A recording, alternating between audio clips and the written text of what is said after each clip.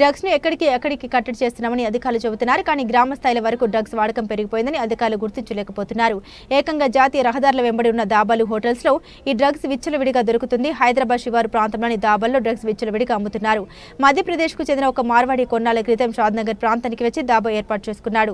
మధ్యప్రదేశ్ నుండి పెద్ద మొత్తంలో డ్రగ్స్ తీసుకొచ్చి తన కస్టమర్లకు అమ్ముతుండేవాడు.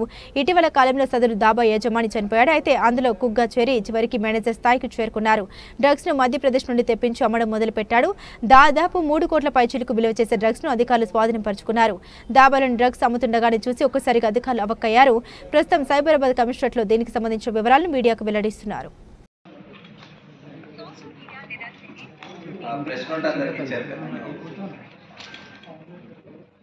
Good afternoon everybody.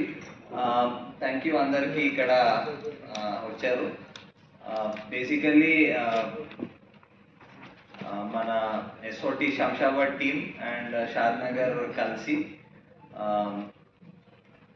మన రాయకల్ టోల్ ప్లాజా దాటి కొంచెం ముందు ఒక దాబా ఉంది. ఆ దాబాలో మంచి ఇన్ఫర్మేషన్ కొన్ని రోజుల నుంచి దాని మీద వాచ్ చేస్తూ ఒక మంచి సీజర్ ఆఫ్ నార్కోటిక్స్ చేశారు. బేసికల్లీ ఆల్ మోస్ట్లీ ఆ గాంజా వదిలేసి మిగతా అన్ని pertain to opium family narcotics. దాంట్లో 632 గ్రామ్స్ ఓపియం ఉంది, ఒక 1.5 కేజీస్ హెరోయిన్ మిక్స్ అయి ఉంది. అంటే పాపీ స్ట్రా పౌడర్తో మిక్స్ అయి ఉంది heroine. And 2.8 KG poppy straw దొరికింది. ఇంకా క్యాష్, వేయింగ్ మెషిన్, ఫోన్స్ అవన్నీ సీజ్ చేశారు. బేసికలీ అక్కడ ఒక కుక్గా పనిచేసే మనిషి రాజస్థాన్ నుంచి తెచ్చి వాళ్ళకి తెలిసిన కస్టమర్స్కే అమ్ముతున్నాడు. ఓన్లీ ఆన్ నోన్, అంటే ముందు తెలిసి ఉంటేనే కొంచెం కాన్ఫిడెన్స్ ఉంటేనే అమ్ముతున్నాడు.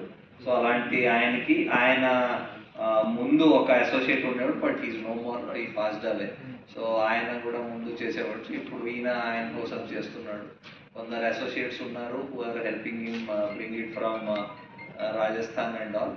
సో వాళ్ళకి కూడా we will trace out and దాని మీద కూడా వర్క్ నడుస్తుంది.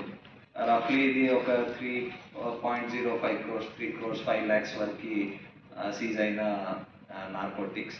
సో ఫర్దర్ దీని మీద వర్క్ చేస్తున్నారు. ఇంకా ఏం లింకేజెస్ ఉంటాయి దాని మీద